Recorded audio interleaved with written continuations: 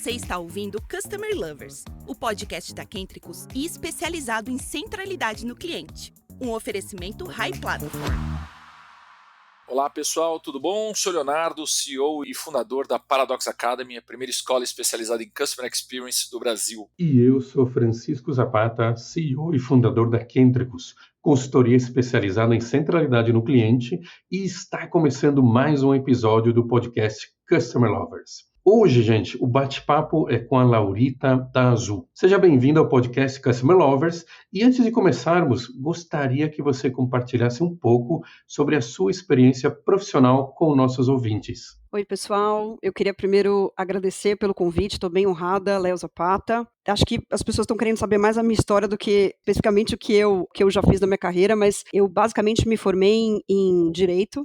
Meu sonho era ser juíza, tinha nada a ver com Customer Experience, nada a ver com cliente, e eu entrei numa companhia aérea, simplesmente porque me convidaram para entrar, e eu achei muito interessante, isso há 20 e tantos anos atrás, e me apaixonei pela aviação, terminei o curso de Direito, mas basicamente esses 25 anos aí que eu venho trabalhando com o público, eu vou dizer para vocês que assim, ele é apaixonante, é difícil, mas a gente não larga jamais. Eu trabalhei 20 anos numa companhia aérea aqui do Brasil, um dia eu acordei e entendi que eu precisava entrar num outro mercado, porque talvez eu estava muito especificada nesse nicho, então eu precisava trocar. Pedi demissão, larguei tudo para trás e fui trabalhar com viação, então sempre focado no cliente. Trabalhei 3 anos, aprendi muito, a aviação é completamente diferente da aviação, públicos diferentes, rotinas diferentes, enfim, a gente aprende, acho que cada vez que a gente passa por alguma corporação com culturas diferentes, a gente já fala bastante de cultura aqui, acho que você trocar de empresas, né, e trocar de culturas faz você ter uma bagagem muito grande também na profissão.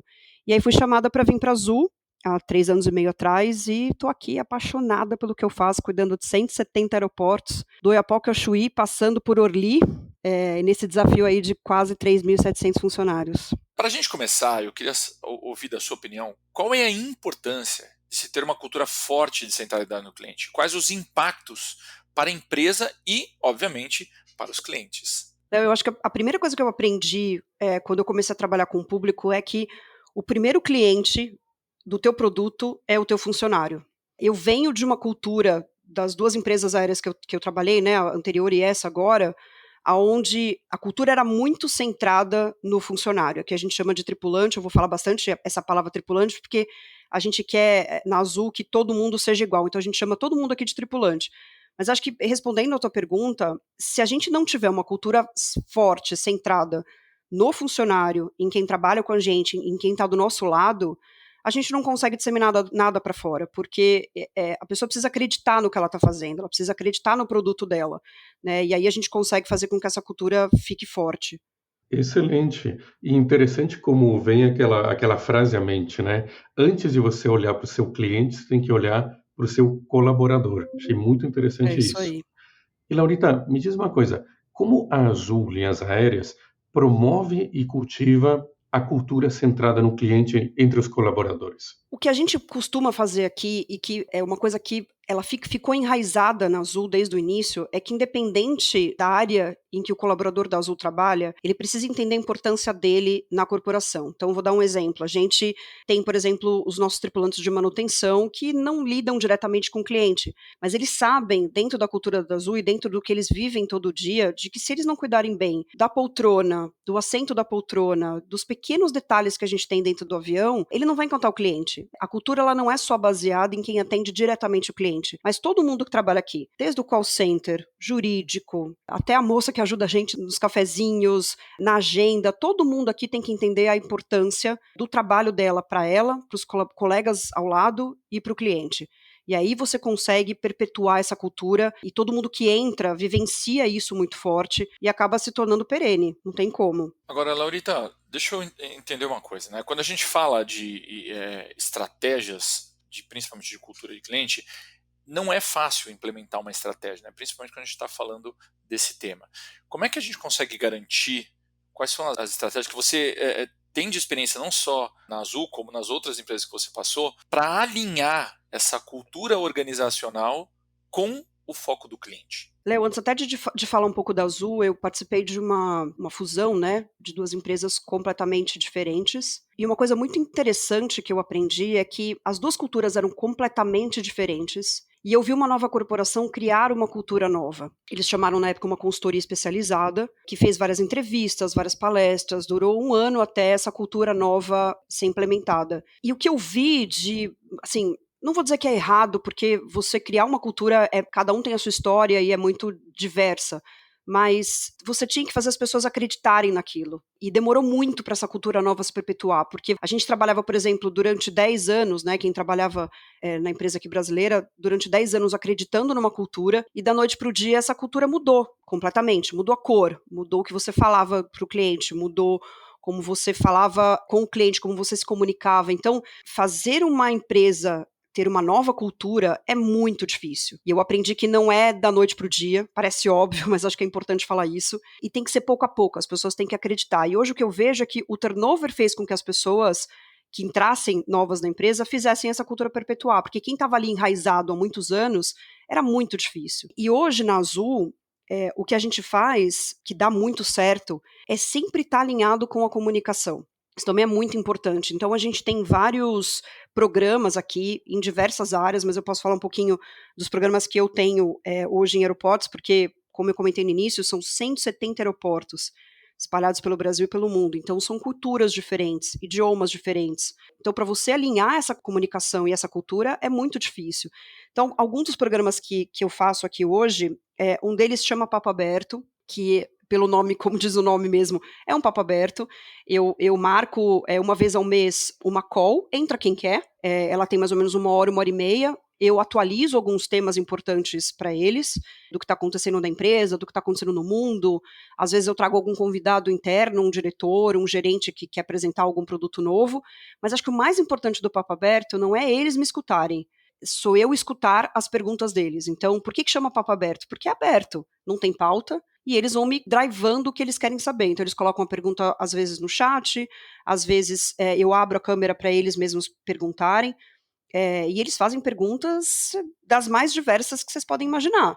E eu, obviamente, tenho que estar preparada para respondê-las. Por quê? Porque a comunicação é aberta, a comunicação tem que ser clara e tem que ser transparente. Então, isso é uma coisa que funciona muito. Eles respondem isso de uma maneira muito positiva, agradecendo, dizendo, olha, tá muito bom, continue.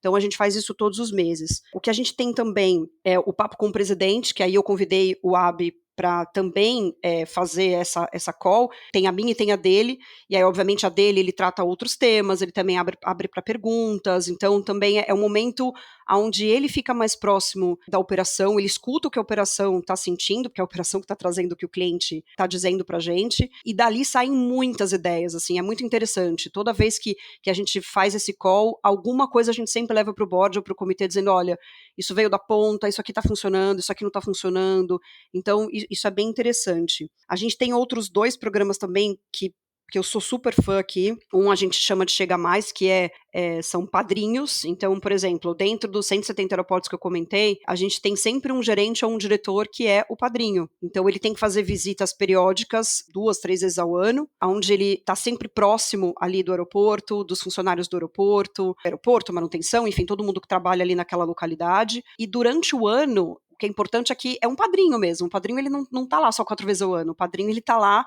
para quando o pai diz não, ou quando o pai não consegue atender.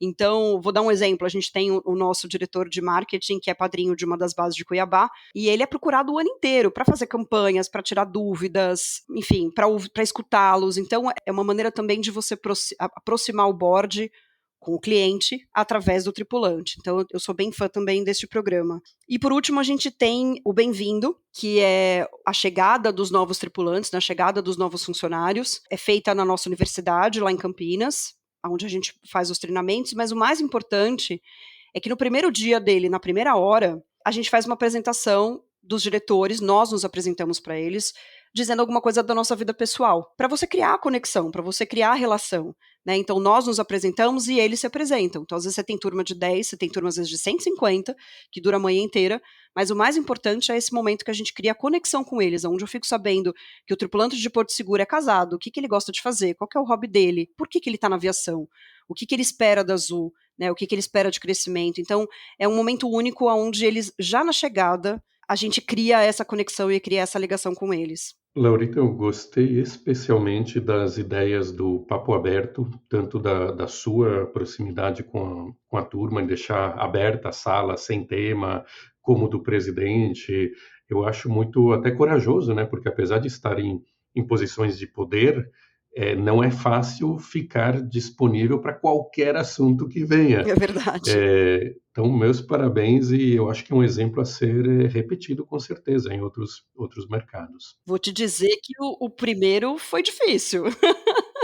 Eu falei: "Meu Deus, o que vai vir de pergunta?", mas é muito legal, assim, hoje para mim é gratificante fazer, porque é um momento que eu tenho com eles e eu não tenho o que esconder. Algumas perguntas, por exemplo, que eu não posso responder porque pertence ao board ou porque eu ainda não tenho a resposta porque é de uma outra área, eu sou transparente, eu digo para eles: "Olha, hoje eu não posso responder isso, mas eu vou pesquisar com a outra área, eu vou pesquisar com quem é de direito e volto".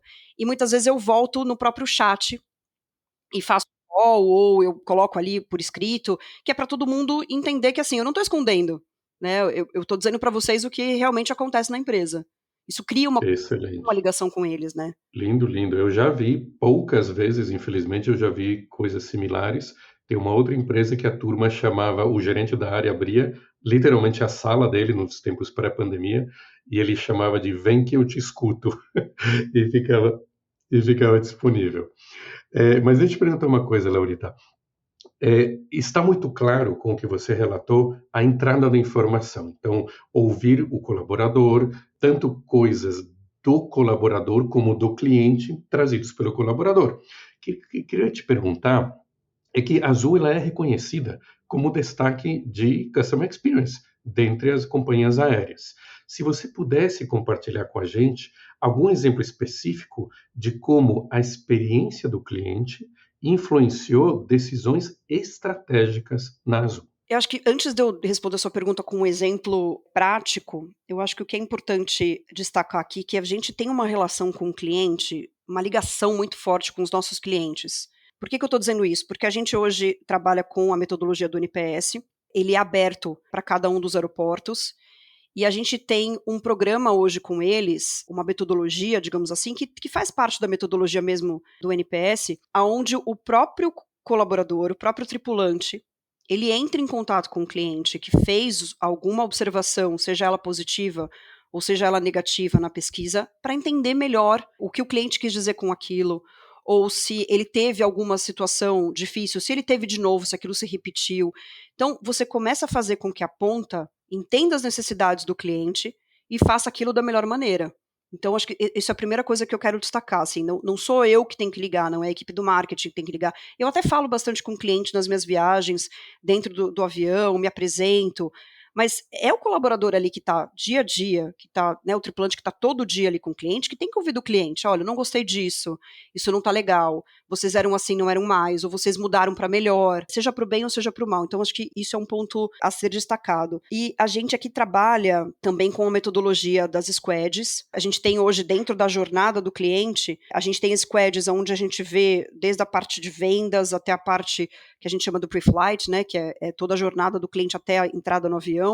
Depois a gente tem a jornada dele do in-flight, que é ele dentro da aeronave, e o pós-flight, né, que é toda a parte, enfim, quando ele sai da aeronave até ele chegar na residência dele. E toda vez que a gente altera qualquer procedimento, seja a maneira como eu embarco, seja a maneira como eu faço um speech, a maneira como uniforme, por exemplo, a gente sempre usa as pesquisas para entender do cliente se ele está gostando, se ele sentiu alguma diferença, se isso mudou a experiência dele. Então, é escutar o cliente usando todas as ferramentas possíveis e imaginárias que a gente tem. Agora, Laurita, quando a gente fala de investir em cultura de cliente, como o próprio nome diz, a gente vai precisar investir, né? E muitas vezes a empresa acaba cobrando a questão do resultado financeiro. Então, como é que você vê os exemplos que você passou, como a empresa consegue equilibrar os aspectos operacionais e financeiros com o compromisso de proporcionar uma excelente experiência do cliente?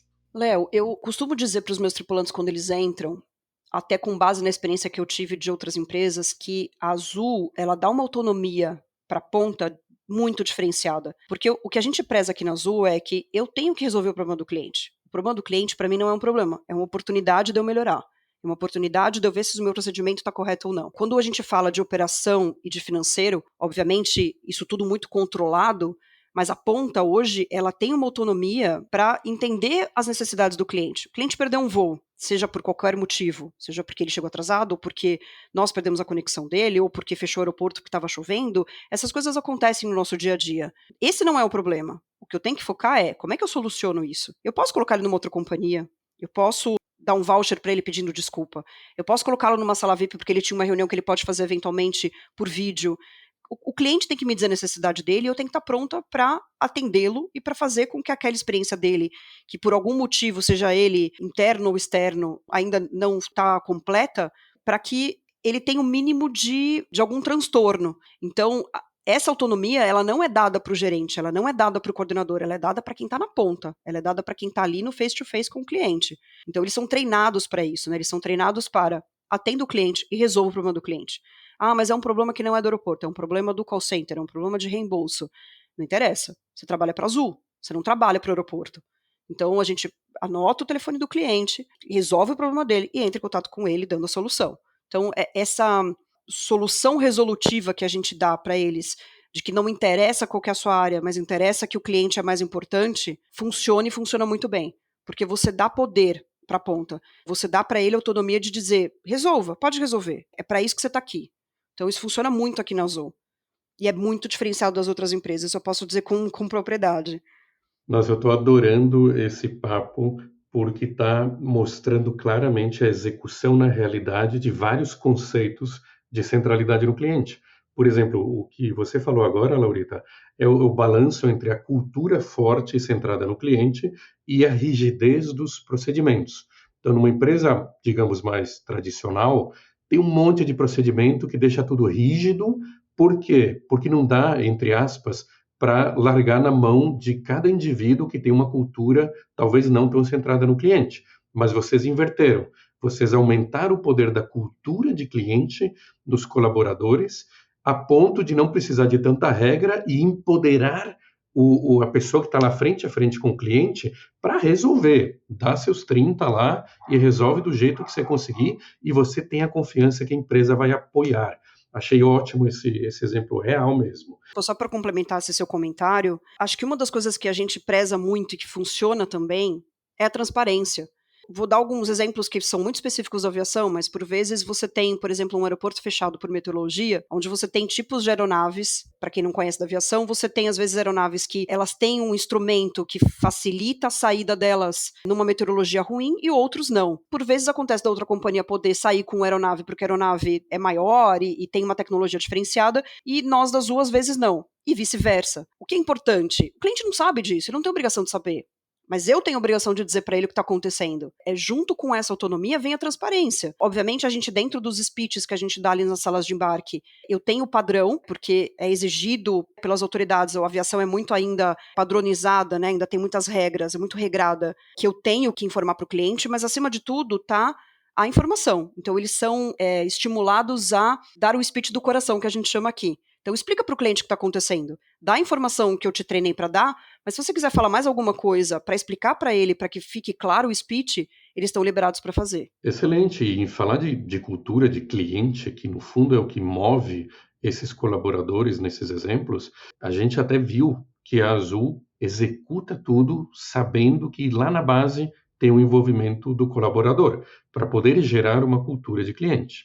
Minha pergunta é como é que a empresa incorpora essa mentalidade centrada no cliente desde a fase de atração e contratação de novos colaboradores? Zapata, a gente costuma dizer aqui que você não precisa ser técnico para entrar na Azul, você precisa ter o nosso fit cultural. Então, dentro da nossa plataforma de contratação, existem alguns testes onde as pessoas são selecionadas não pela técnica, mas pelo fit cultural. Porque se você está alinhado com a cultura da empresa, com o que ela preza, se você acredita no que ela está propondo, é mais fácil para você trabalhar, porque você está fazendo uma coisa que você acredita que você gosta. Se você não tem um fit cultural, tá tudo bem, você pode trabalhar numa outra empresa. Mas primeiro pré-requisito para entrar na Azul é o fit cultural, não é a técnica, né? Isso está dentro dos nossos testes de iniciação aqui. Uma outra cultura que a gente tem aqui muito forte e muito verdadeira, e eu sou exemplo disso, é que a gente preza muito pela carreira do tripulante aqui dentro. Eu, com um ano, já fui promovido aqui na Azul. E assim como eu, ano passado a gente teve mais de 850 pessoas promovidas internamente. Seja para o voo, para comissário, para piloto, para áreas técnicas, para áreas internas, porque qualquer vaga que abra na Azul, antes da gente ir para o mercado, para entender se o mercado tem uma pessoa qualificada, a gente entende dentro de casa se tem uma pessoa. Isso faz com que você tenha uma cultura muito forte, porque as pessoas querem trabalhar aqui. As pessoas querem trazer a família para trabalhar aqui. Então, a gente tem casos, por exemplo, no voo, de ter 3, 4, 5 gerações trabalhando aqui dentro da Azul, seja no voo, seja no aeroporto. A gente tem o caso de uma comissária onde o marido dela é piloto, ela é comissária, a filha dela é comissária e a outra filha dela trabalha comigo no aeroporto. Então é a paixão, é você acreditar naquilo, né? E você querer que a sua família também acredite e também viva isso. Isso é muito forte aqui. Vou dar um outro exemplo também que é bem interessante. A gente tem uma empresa que faz parte do grupo, que é a Conecta, que ela tem aeronaves menores, né, de 9 a 12 lugares, e hoje, para o tripulante virar piloto na Azul, ele tem que virar piloto na Conecta. E por quê? Porque o tipo de aeronave da Conecta, olha que interessante isso, o tipo de aeronave da Conecta não é só porque ele exige um número menor de horas de voo, mas também porque os lugares que a gente voa hoje para a Conecta, que são no meio da Amazônia, no meio de uma fazenda, são aeródromos menores, o comandante ele faz tudo, ele atende o cliente, ele coloca a bagagem dele dentro do avião, ele faz toda a parte de documentação de alinhamento e balanceamento do avião, enfim, toda essa parte técnica. Então, é como se você preparasse esse tripulante para ele sempre completo para aeronaves maiores. Então, hoje, necessariamente, para você ser um piloto da Azul, você tem que aprender a Conecta.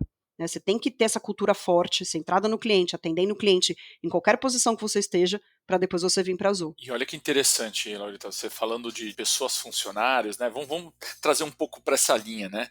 De que formas a Azul Linhas Aéreas reconhece e recompensa esses colaboradores, esses exemplos que você tem trazido para a gente aqui, que contribuem significativamente para melhorar a experiência do cliente? Eu comentei vários programas que a gente faz de comunicação, mas além desses programas de comunicação, a gente tem também esses programas de reconhecimento. Então, um deles a gente chama de PEX, que é o nosso programa de excelência, onde todas as áreas operacionais participam. Durante o ano, elas são avaliadas através de um checklist, através de elogios de clientes, enfim, a gente tem toda uma metodologia, e no ano seguinte, essa pessoa participa de uma cerimônia que a gente faz aqui, que é uma festa de gala. O tripulante que é premiado como o tripulante que melhor atendeu, o aeroporto que teve melhores indicadores, ele não só vem a receber esse prêmio através dos executivos, como também ele pode trazer membros da família dele.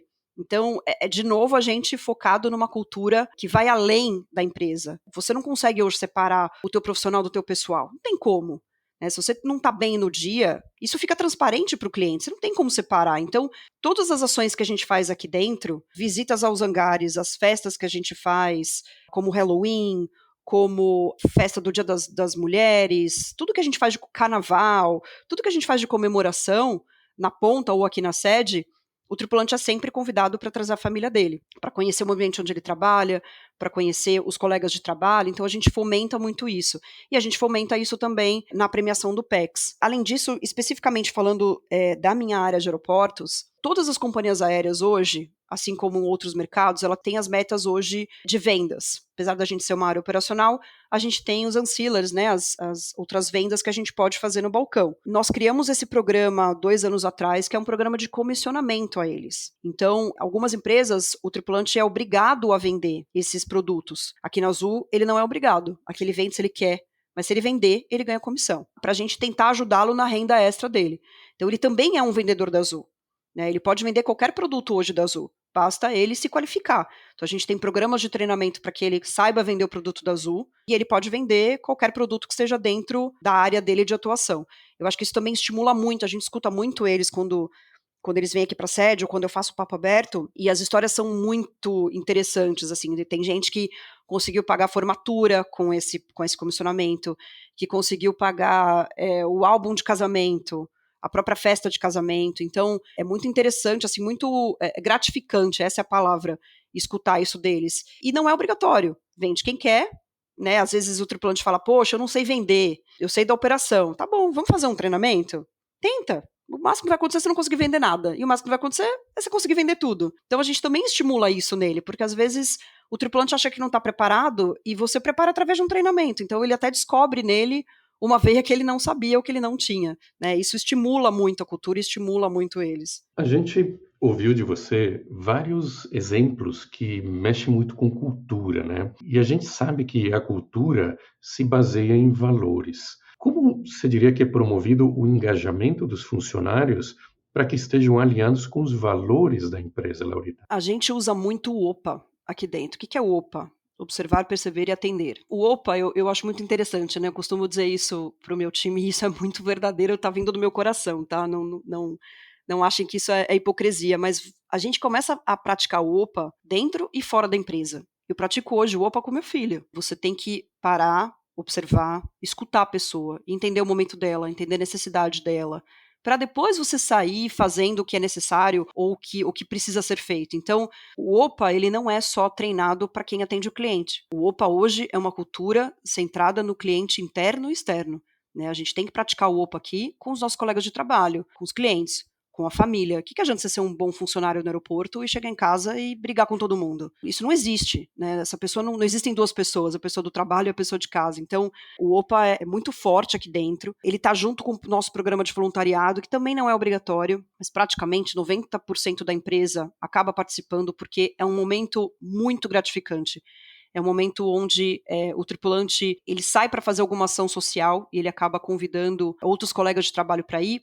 A gente pode levar também a nossa família, então a gente ajuda em hospitais, em comunidades, em asilos, então sempre tem uma ação social no aeroporto, aqui na sede, sempre tem algum momento, e é um momento que a gente fica muito feliz e muito gratificante. Não é um momento da Azul, é um momento nosso, é um momento de cultura, mas obviamente isso é proporcionado pelo nosso programa de voluntariado interno, e de novo, isso fica tão enraizado que o nosso tripulante hoje, ele não se atenta só ao cliente da Azul, ele também se preocupa com o cliente que está na frente dele. Vou contar uma história para vocês que eu acho para mim foi muito emblemática. É de uma tripulante nossa de um aeroporto lá do Sul, que ela estava atendendo no check-in, e ela viu uma moça sentada no chão, chorando, junto com 2 crianças e um rapaz. E ela foi até ele, se aproximou até a cliente e perguntou para ela o que estava acontecendo. Não era uma cliente da Azul. E ela contou que ela teve um problema com a passagem dela e ela tinha que ir até o norte para buscar a filha dela.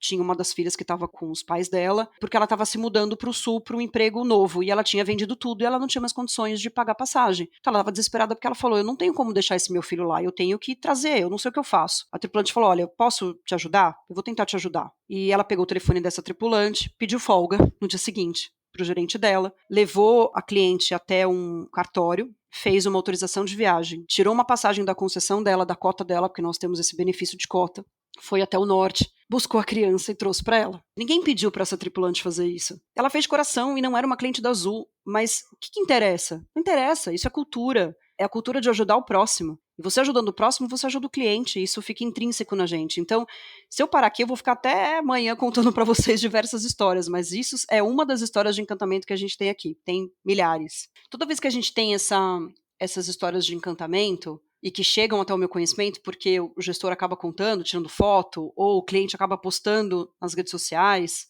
a gente sempre estimula, né? E o John adora isso, o nosso CEO. A gente passa para o John e o John fala, me dá o telefone do tripulante. E ele faz uma vídeo com a tripulante agradecendo. E as reações, gente, são muito legais, assim. A gente tem tripulante que não atende porque acha que é trote, e aí a gente liga e fala, olha, atende porque é o John te ligando. A gente tem tripulante que se emociona, que posta, que chama a família inteira para conhecer o John. Então, isso faz com que a gente tenha uma aproximação com a ponta real e muito forte. A gente tem hoje uma ligação com todos os nossos tripulantes que é real e forte. Maravilha, Laurita. Olha, queria agradecer muito a participação e a contribuição da Laurita com toda a sua expertise no mercado de aviação, os cases, as situações reais, ilustraram muito bem para a gente. Obrigado por compartilhar com nossos ouvintes, Laurita.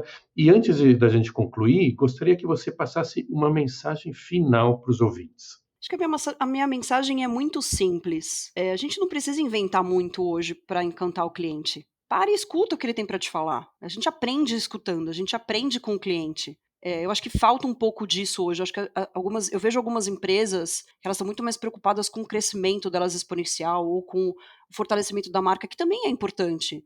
Mas acho que tudo isso só funciona e só dá certo se você parar e ouvir o cliente. Então você não consegue andar, você não sabe o que você está fazendo está dando certo ou não. Ouça o cliente interno e ouça o cliente externo. Laurita, aqui, quantas histórias legais, hein? Eu já desde a última vez que a gente se encontrou no evento, se contou um pouco dos bastidores aí da Azul. Eu já admiro não só a empresa, como todo o trabalho que vocês têm feito lá. Parabéns. Queria agradecer mais uma vez a tua contribuição e falar aqui para os nossos ouvintes para continuar nos acompanhando, que muitos episódios novos vêm pela frente, muita coisa boa para a gente debater esse mercado de CX. Laurita, mais uma vez, obrigado. Obrigada, e a gente se vê a bordo de alguma aeronave da Azul, se Deus quiser. Opa, valeu, Laurita. Tchau, tchau, gente. Você acabou de ouvir o Customer Lovers, o podcast da Kentricus com o oferecimento da High Platform. Visite nosso perfil no Spotify e se liga em todos os episódios que já rolaram por aqui.